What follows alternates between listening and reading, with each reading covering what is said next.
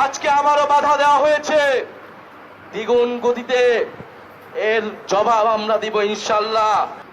গোপালগঞ্জের হামলার বিরুদ্ধে কড়া হুঁশিয়ারি দিলেন নাহিদ। প্রস্তুত সকল ছাত্রছাত্রীরা। সংগ্রামী গোপালগঞ্জবাসী, আজকে যারা আপনারা উপস্থিত হয়েছেন এই সমাবেশে, আপনারা এই গোপালগঞ্জকে সামনে টিকিয়ে রাখবেন।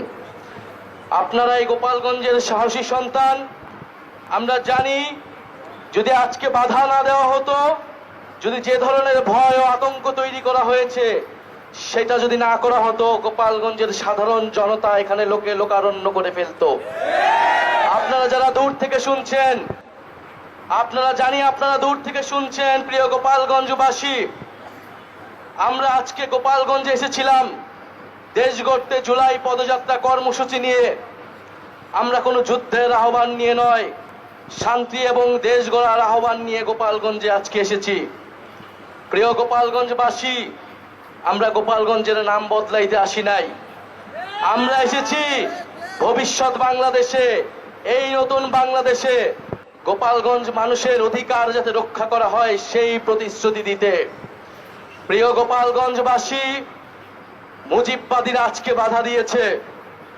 গণ অভ্যুত্থানের মধ্যে আমরা বলেছিলাম বাধা দিলে বাঁধবে লড়াই, সেই লড়াইয়ে জিততে হবে এবং সেই লড়াই আমরা জিতেছিলাম। আজকে আবারও বাধা দেওয়া হয়েছে দ্বিগুণ গতিতে।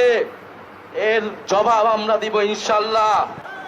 প্রিয় গোপালগঞ্জবাসী, আপনারা যারা এই গণ অভ্যুত্থানের পক্ষে রয়েছেন, নতুন বাংলাদেশের পক্ষে রয়েছেন, আপনাদেরকে দায়িত্ব নিতে হবে এই গোপালগঞ্জ যেন মুজিববাদীদের আশ্রয় কেন্দ্র হয়ে উঠতে না পারে।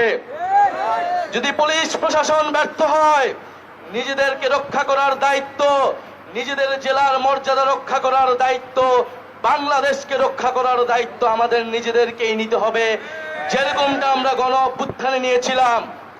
প্রিয় গোপালগঞ্জবাসী, আমরা আজকে এতটুকুই বলতে এসেছি, গোপালগঞ্জ নামে এই বাংলাদেশে, সামনের বাংলাদেশে কোনো বৈষম্য হবে না।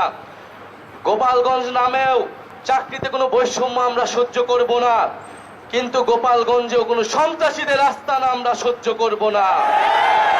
মুজিববাদীরা মুক্তিযুদ্ধকে কলুষিত করেছে, গোপালগঞ্জকেও কলুষিত করেছে। সেই গোপালগঞ্জকে আমরা আবার পুনরুদ্ধার করব, আবার সমুন্নত করব।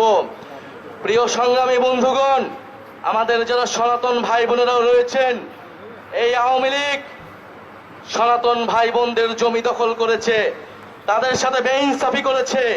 আমাদের এই নতুন বাংলাদেশে আমরা সকল ধর্মের অধিকার রক্ষা করব, মান মর্যাদা রক্ষা করব। প্রিয় সংগ্রামী বন্ধুগণ, আজকে মুজিববাদীরা বাধা দিয়েছে, তাদেরকে জবাব দেওয়া হবে।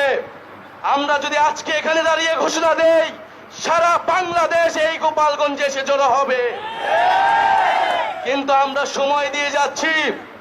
আজকে যে বাধা দেওয়া হলো, কারা বাধা দিয়েছে, কোন সাহসে বাধা দিয়েছে, কোন সাহসে মুজিববাদীরা এখনো গোপালগঞ্জে আশ্রিত রয়েছে, কারা আশ্রয় দিয়েছে?